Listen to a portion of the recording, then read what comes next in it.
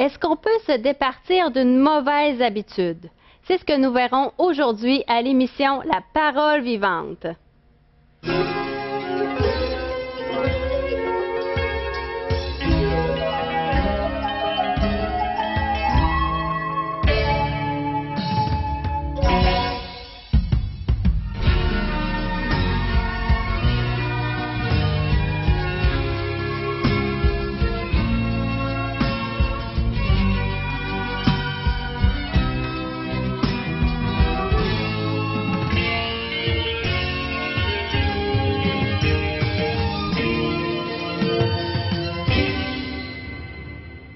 Bonjour à vous à la maison, ça nous fait plaisir d'être avec vous aujourd'hui. Nous sommes avec Pasteur Régent Joly. Bonjour Marianne. Bonjour Régent. On a parfois de ces manies, on a de ces plis dans notre vie et on se demande est-ce qu'on va pouvoir s'en départir, est-ce qu'à un moment donné on va pouvoir voir ces choses-là s'envoler dans un certain sens. Dieu est prêt, lui. Tout ce qui nuit au bienfait, puis il va sans dire à la bénédiction que Dieu voudrait nous accorder, tout ce qui devient obstacle, Dieu va les confronter un jour dans notre vie et il va lui-même s'en charger, il va les ôter. Ah oui. Et c'est ce qu'on va voir dans l'histoire d'aujourd'hui d'Abraham et de Sarah. On revient maintenant à nos personnages, avec ce couple qui va avoir un enfant bientôt, là, parce que promis par l'Éternel Dieu lui-même. Là, pour l'instant, ils n'ont pas d'enfant. Et puis, ils vont s'aventurer encore dans des problèmes à cause de cette manie que nous retrouvons chez Abraham. Comme un accord consentant avec Sarah aussi, son épouse. Oui. Il y a des petits détails importants dans l'histoire. On va aller voir ça. Alors, vous me suivez? Je m'installe, Bible en main. J'espère que si vous n'avez pas la Bible, du moins, vous avez un bloc-notes, un crayon. Prenez les versets, les références qui sont mentionnées. Et alors, c'est dans la Genèse qui veut dire origine. C'est le livre qui nous parle de nos origines. Donc, ces histoires de l'humanité, cette histoire de la race humaine. Et nous retrouvons naturellement donc dans Genèse chapitre 20, cette histoire d'aujourd'hui qui va nous servir de base à l'enseignement, à la leçon qu'on voudrait tous retirer. Que faisons-nous de nos mauvaises habitudes, de ces méchants plis qu'on pourrait avoir dans notre vie? On se demande, est-ce qu'un jour on va pouvoir s'en départir? Oui. Pourquoi? Parce que Dieu va les confronter tout simplement et à nous d'assister Dieu, de l'accompagner dans son œuvre. Dieu est à l'œuvre. Vous allez voir que Dieu va planifier les détails dans la vie d'Abraham et de Sarah. Il va les conduire, il va les emmener dans une situation. Et ils vont devoir donc à réagir à tout cela. Et de la façon qu'Abraham réagit, c'est qu'il va utiliser des demi-vérités ou des mensonges pour essayer de se trouver dans une sécurité quelconque. Alors le mensonge, c'est qu'il n'y aura pas de sécurité du tout. Le danger sera toujours réel, sera toujours là. Ils seront exposés au même danger, même en utilisant, il va sans dire, des principes humains ou de la chair. Appelez-les comme vous voudrez. Et souvent, on agit comme ça. Nous, on va utiliser le mensonge. On pense qu'on vient de régler des problèmes. Là, on vient de mentir, soit mon épouse, soit mon mari aux enfants, ou peu importe la situation. On a dit le mensonge va pouvoir nous protéger. Faux et archi-faux. Le mensonge ne vous évitera jamais un lot de problèmes. Au contraire, il va en emmener d'autres. Il va compliquer la situation. Lisons ensemble dans Genèse chapitre 20. Abraham partit de là pour la contrée du Midi. Il s'établit entre Kadès et Shur et il fit un séjour à Guérar où habitaient les Philistins. Et puis Abraham disait de Sarah, sa femme, « C'est ma sœur ». Et c'est pas la première fois qu'il utilise donc cette façon d'agir. Pourquoi est-ce qu'il disait que Sarah était sa sœur? Parce que il ne voulait pas avoir de problème, il ne voulait pas avoir d'ennui en ce qui a trait sa vie, son existence. Alors en faisant un mensonge comme ça, alors il libérait Sarah, mais il l'exposait, il exposait également les gens de son entourage à de graves dangers. Parce que donc, en disant que Sarah était sa sœur plutôt que sa femme, Abimélec, c'est-à-dire le roi de Guérar, le roi des Philistins, enleva Sarah pour en faire une femme de son harem. Et c'est là que ça complique les choses. Alors Dieu apparut en songe, et heureusement que Dieu intervient lorsque nous mettons les pieds dans un plat et lorsque nous sommes en train de faire des bêtises. Heureusement que Dieu intervient pour sauver la face de ses enfants. Vous êtes un enfant de Dieu? Alors, si vous vous placez dans le pétrin, attendez-vous à ce que Dieu intervienne dans votre vie. Et c'est ce que Dieu fait, il va protéger. La vraie protection vient de l'intervention divine et non pas des ruses ou des plans ou des stratégies que l'homme peut avoir face à des situations quelconques. Alors donc, Dieu va apparaître en songe cette fois et il va dire à Abimélec. Alors, il va parler au chef des Philistins, il va dire pendant la nuit, « Voici, tu vas mourir. » à cause de la femme que tu as enlevée, car elle a un mari. Dieu remet les faits. Dieu est en train de dire ce que c'est que la vérité. Il va dire, Sarah, elle appartient à mon serviteur, c'est son épouse, c'est sa femme. Alors donc, t'es mieux de lui remettre, parce que si quoi que ce soit qui arrive à Sarah, eh bien c'est toi qui vas devoir payer pour. Imaginez Abimelech, c'est Abimelech qui entend ces choses-là de la part de Dieu. Abimelech qui ne s'était point approché d'elle. Alors, vous savez, encore une fois, s'approcher ou connaître, c'est dans le sens de coucher, avoir une relation sexuelle, ici selon la définition biblique. Alors, Seigneur, ferais-tu périr même une nation? Alors, ne m'a-t-il pas dit que c'est ma sœur? Et elle-même n'a-t-elle pas dit c'est mon frère? J'ai agi avec un cœur pur et avec des mains innocentes. Et il a parfaitement raison, mais Dieu lui dit en songe, je sais que tu as agi avec un cœur pur. Aussi t'ai-je empêché de pécher contre moi. Avant que tu ailles plus loin, Dieu intervient. Et souvent, malheureusement, on peut être des pierres d'achoppement, de scandale pour les autres, parce que nous empruntons des méthodes, des ruses comme ça qui viennent de la chair et non de Dieu. Dieu honore la vérité. Et si vous dites franchement les choses, honnêtement les choses, Dieu va honorer. Vous allez pouvoir être la source ou le canal de bénédiction pour les gens de votre entourage. Tandis que là, ici, Abraham, eh bien, porte un jugement maintenant par ses agissements. Abimelech est dans le trouble à cause des paroles et des agissements d'Abraham, le serviteur de Dieu. Et souvent, c'est de la sorte que de fois l'Église, que de fois les chrétiens, alors donc apporter plutôt des jugements et des malédictions ou du trouble, alors qu'ils auraient dû apporter chez eux des temps d'apaisement, des temps de rafraîchissement spirituel, des temps de bénédiction. Faisons attention de la façon dont nous disons les choses et nous apportons les choses, les faits dont nous agissons. Est-ce que nous reflétons toujours la lumière dont nous sommes, les enfants de lumière? Je parle à ceux qui croient et qui ont accepté Christ dans leur cœur, qui sont devenus des enfants de Dieu. Nous devrions agir de la façon donc la plus honnête possible, juste et équitable envers tous et chacun. Alors Dieu va confronter Abraham avec cela en passant par Abimelech. Et souvent, que de fois que nous sommes repris par des confrères de travail, des consoeurs ou à l'école par des gens. « Hey, tu m'as pas dit que tu es un chrétien? Comment se fait-il que tu agis ainsi? Est-ce que ça vous est déjà arrivé, ça? Et dans la famille, vous déclarez « Je suis un chrétien, moi.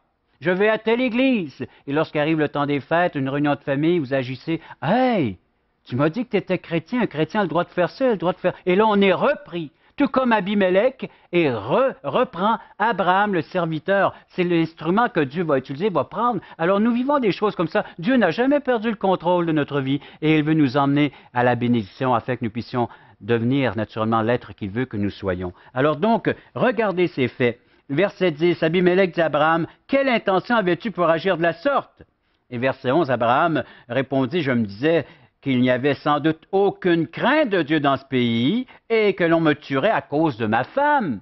Alors, on va tuer Abraham afin de pouvoir soutirer Sarah et puis en faire une femme de harem d'Abimelech, du roi des Philistins. Alors, il avait peur. Et c'est ce qu'il va dire au verset 12. « Depuis, il est vrai qu'elle est ma sœur, elle est fille de mon père seulement, elle n'est pas fille de ma mère et elle est devenue ma femme. » Alors, une demi-vérité. Verset 13. « Lorsque Dieu me fit errer loin de la maison de mon père, j'ai dit à Sarah, et voici de connivence, voici la grâce que tu me feras. Dans tous les lieux nous irons, dis de moi, c'est mon frère. » Alors les deux, d'un commun accord, que lorsque, du moins, ils sentaient le danger peut-être venir vers eux, alors d'utiliser le mensonge pour s'en sortir. Alors c'est le moyen le moins efficace possible. Je tiens à vous le rappeler, la parole de Dieu. N'utilisez pas le mensonge pour essayer de vous sortir de quoi que ce soit dans une situation. Dites les choses comme elles devraient être dites, selon la vérité, selon les faits. Vous allez voir comment est-ce que Dieu va pouvoir utiliser cette vérité. Alors donc, Dieu va devoir confronter ces choses-là. Dieu est à l'œuvre, il va planifier les circonstances, les événements.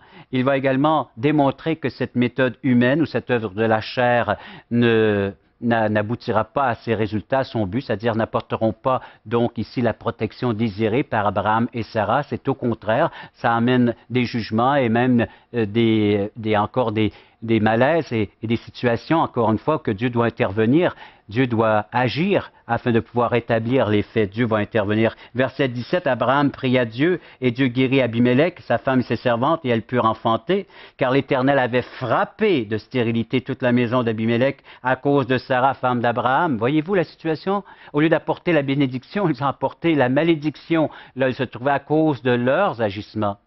Et c'est toujours comme cela. Le peuple de Dieu, si le peuple agissait selon les principes, selon les normes et selon ce qui est honnête devant Dieu et devant leurs semblables, Dieu honorerait, Dieu bénirait, Dieu apporterait à profusion donc les bienfaits. On le verrait dans nos... Là, chaque fois où un chrétien se trouverait, Dieu bénirait peut-être l'entreprise, Dieu bénirait tes études, Dieu bénirait ton foyer, si tu agis selon ses valeurs, selon sa morale, qui est devenue tes valeurs et ta morale. Je l'espère, en tant qu'enfant de Dieu, je m'adresse à ceux qui se déclarent chrétiens aujourd'hui. Il y a une manière de vivre, il y a un comportement à avoir face à notre société, face à nos contemporains, afin que Dieu puisse bénir ces personnes avec lesquelles nous côtoyons et que nous vivons jour après jour. Alors donc, ça me rappelle l'histoire, pour finaliser cet extrait de cet enseignement. Il y avait... les petits frères, des petites sœurs qui vivaient dans la même famille. Et puis la petite sœur, elle possédait une poupée qui, elle, était remplie de graines de semences. Et puis le grand frère l'avait volée, et puis avec des amis, puis avait été l'enterrer dans le jardin. Et que de fois on avait essayé d'avoir, justement, de dire... Peux-tu nous dire, est-ce que c'est toi qui as pris la poupée de ta petite sœur? Et c'était toujours non, avec les amis de connivence, puis ainsi de suite, jusqu'au jour où le printemps arrive. Et là, on s'aperçoit que dans le jardin, il y avait une forme de la poupée qui avait été volée, parce que ces graines, ces semences ont germé, et on a pu voir. Et puis, pour justement avouer finalement, dire oui, c'est moi qui l'avais volé et je l'avais enfoui, je l'avais caché. Vous savez, tôt ou tard, la vérité va sortir. Dieu honore les choses vraies, les choses qui sont véridiques. Alors pourquoi pas n'utiliser du premier essor, donc les premiers pas vers cette direction, afin que nous puissions voir Dieu à l'œuvre. Parce que Dieu va naturellement emmener les circonstances, confronter ce qui ne va pas dans votre vie. Êtes-vous prêt à confronter ces choses-là publiquement? Dieu a dû faire confronter ces choses avec Abraham et puis avec Sarah, publiquement devant Abimelech, devant ce peuple, devant ces Philistins, devant même ceux qui ne sont pas croyants, ceux qui n'avaient pas les révélations de Dieu. Dieu est prêt à agir afin de pouvoir ôter ce qui empêche la bénédiction dans ta vie. Dieu va confronter tôt ou tard ces choses qui sont là. Alors à toi de les confesser, à toi de les avouer, à toi de les délaisser, dire oui Seigneur, je t'accompagne dans ton œuvre de délivrance, que ta volonté soit faite, que ces choses s'accomplissent dans ma vie afin que je redevienne le canal de source de bénédiction et de bienfaits pour les miens et pour ceux de mon entourage. On va écouter France André. Elle va nous interpréter un chant. Il fait tout ça pour moi. Oui, Dieu est prêt à faire de grandes choses pour toi. Il est prêt à agir afin que tu puisses obtenir la pleine délivrance de tout ce qui peut nuire dans ta vie, qui fait obstacle à la bénédiction céleste et éternelle. Alors le Seigneur est à l'œuvre dans ta vie.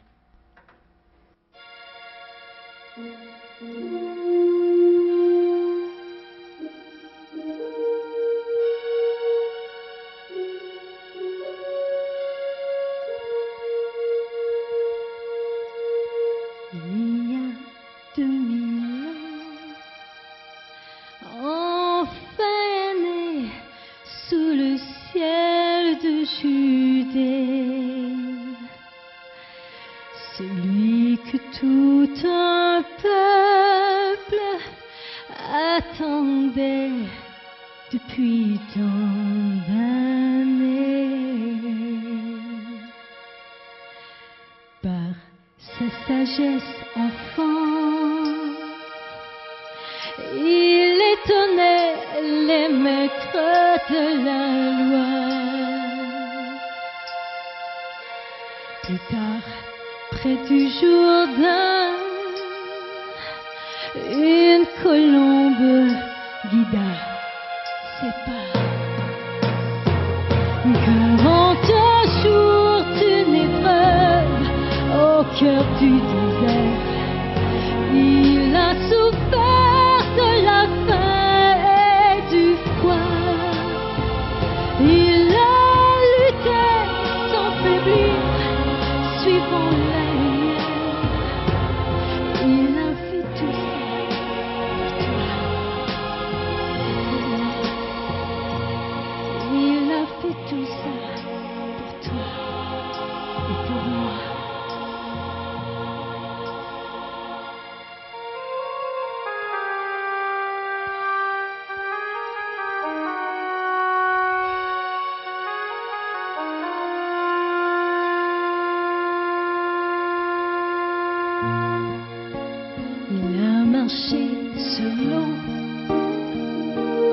et apaiser la colère du vent. Il a posé ses mains et redonné vie à l'enfant.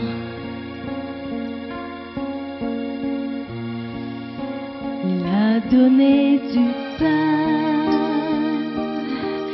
à tous les hommes qui l'écoutaient parler.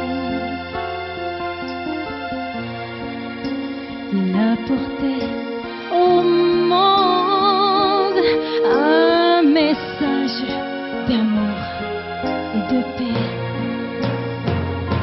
Abandonné et trahi, il fut condamné comme un voleur cloué sur la croix. Pour nous montrer le chemin, il s'est sacrifié. Il a fait tout ça pour toi et pour moi. Il a fait tout ça pour toi et pour moi.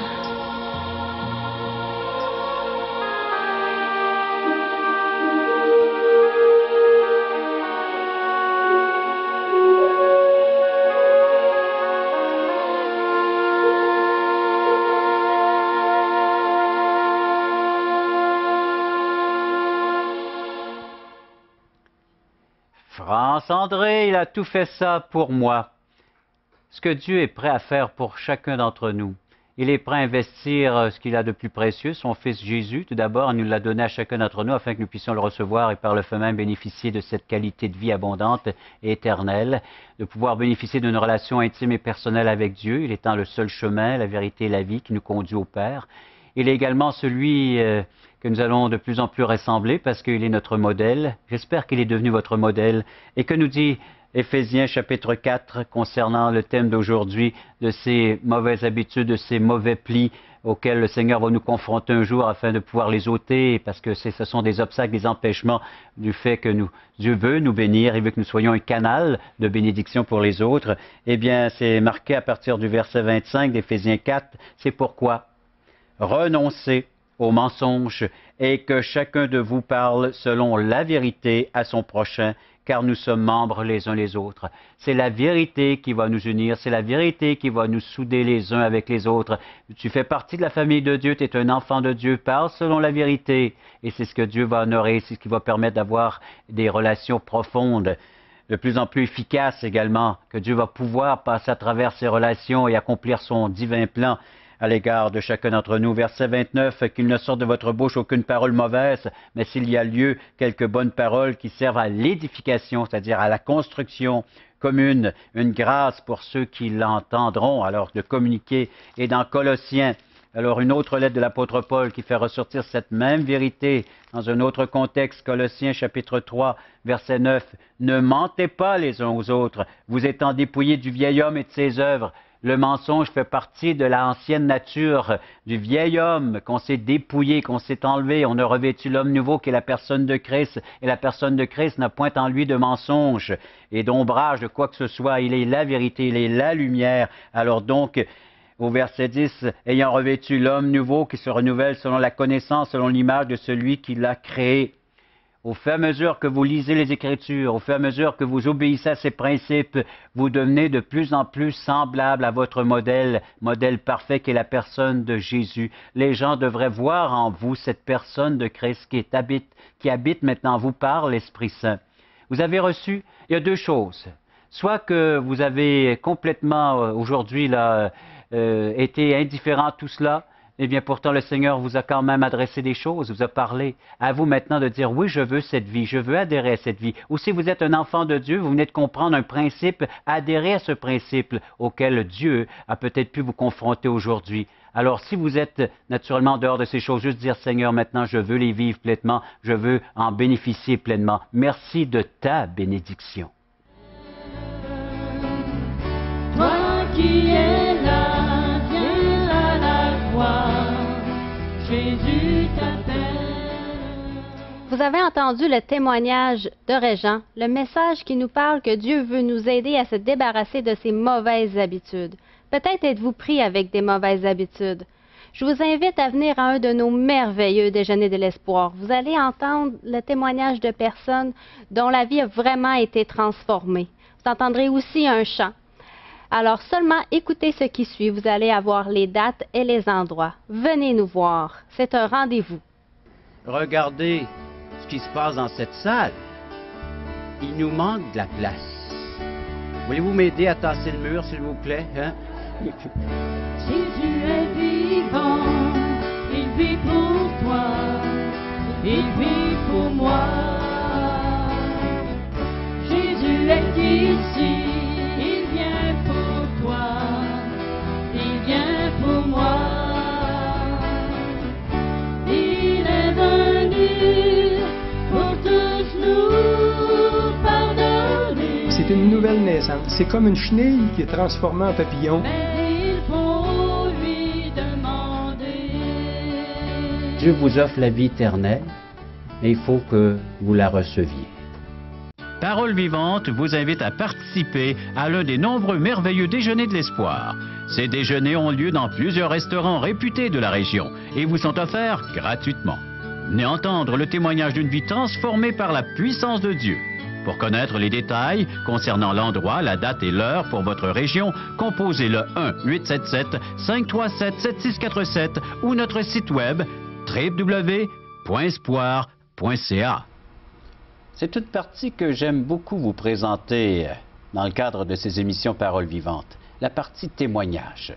De voir des vies transformées par la puissance de la parole de Dieu. Aujourd'hui, j'ai le plaisir de vous présenter Élisabeth Frey. Bonjour Élisabeth. Bonjour M. Bienvenue à l'émission Paroles vivantes. Merci beaucoup. Tu as connu le Seigneur très jeune. On Oui. le constate aujourd'hui. Oui. Raconte-nous cette histoire. Donc, j'ai une histoire spéciale, c'est que mes deux parents connaissent le Seigneur Jésus. Donc, dès mon jeune âge, ils m'ont amené à l'Église et j'ai connu les histoires de la Bible étant très jeune. Et déjà, j'avais un intérêt particulier pour ces histoires.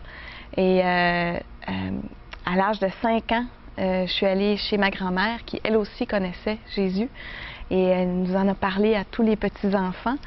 Et elle a invité, après avoir parlé de Jésus, elle nous a invités, est-ce que vous voulez connaître Jésus personnellement? Est-ce que vous voulez le connaître?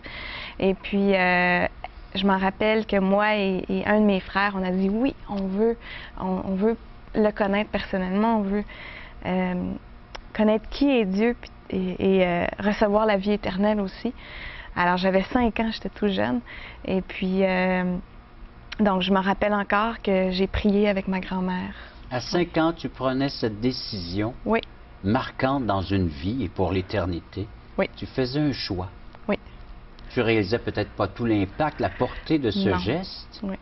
mais déjà ton cœur était ouvert. J'aimerais recevoir Christ comme sauveur personnel. Oui.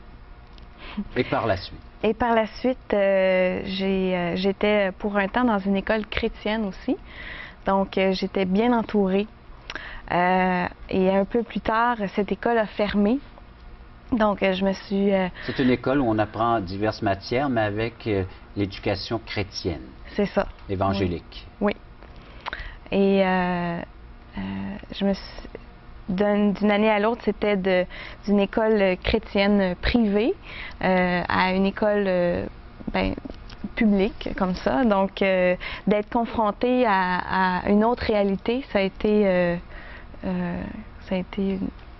quelque chose de marquant dans ma vie, disons. Et aujourd'hui, à l'Université Laval, ici même à Québec, là aussi, il doit y avoir des confrontations entre ta foi, ce que tu oui. crois, ce qu'on retrouve dans la Bible et les valeurs qui sont véhiculées. Ah oui, c'est disons, très rare de nos jours, les gens de mon âge, j'ai 23 ans, donc les gens de mon âge qui croient fermement à la Bible, qui croient qu'elle est vraie, puis qui veulent suivre Jésus, c'est rare. Et comment tu t'équipes pour faire face à ces valeurs morales autres que nous retrouvons dans les Saintes Écritures? comment je m'équipe pour... Comment tu peux faire face à tout cela? Oui, ben c'est vraiment avec la puissance de Dieu. C'est vraiment pas par mes propres forces, parce que à chaque fois que j'essaye par mes propres forces, j'échoue. Alors donc, il y a une confiance en Dieu, Oui. en l'Esprit qui est venu habiter en toi dès l'âge de 5 ans? Oui. Et puis, c'est sûr qu'il y a aussi eu un autre point marquant dans ma vie. C'était à l'âge de 14 ans. Je suis allée dans un camp d'été. Et dans ce camp, il y avait plusieurs jeunes de mon âge qui avaient vraiment une passion pour Dieu. Et pour moi, c'était quelque chose de nouveau un peu, parce que les jeunes de mon âge étaient peut-être un peu blasés peut-être par tout ce qui se passait dans l'Église. Donc, il y avait... c'était pour moi quelque chose de vraiment marquant, parce que ça m'a donné une passion pour Jésus. De Et voir voilà des la jeunes qui solution. étaient capables. Voilà la réponse face à toutes ces questions. Oui. La passion pour Christ. L'avez-vous?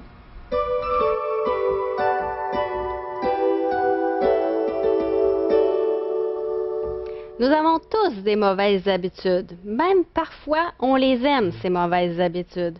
Mais Dieu, lui, veut vraiment nous transformer. Donc, il veut nous débarrasser de ces mauvaises habitudes-là afin qu'on vraiment on vive pour lui. Hein? Et c'est vrai que celle de déformer un peu les faits, les mettre en notre faveur, c'en est une que nous Oui. utilisons assez souvent.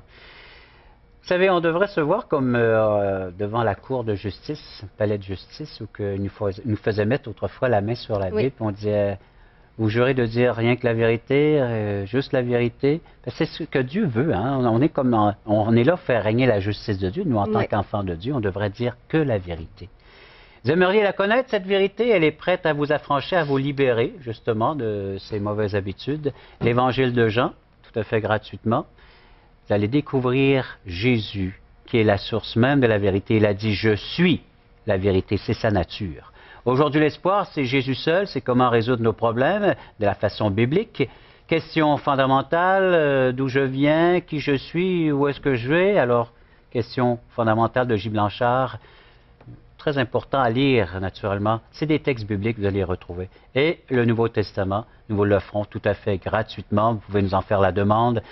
Vous savez, vous pouvez nous écrire avec des commentaires, vous avez des questions d'ordre biblique, ça nous fera plaisir. On en reçoit plusieurs par année et c'est une joie pour nous de pouvoir y répondre. Mais pour nous rejoindre, quelles sont nos coordonnées, Marianne? Donc, vous composez le 1-877-l'Espoir ou 1-877-537-7647 ou venez sur notre site internet espoir.ca. Alors, merci beaucoup à vous à la maison. Merci encore, Régent, pour ce bon message. Et nous, on se dit à une prochaine émission. C'est un rendez-vous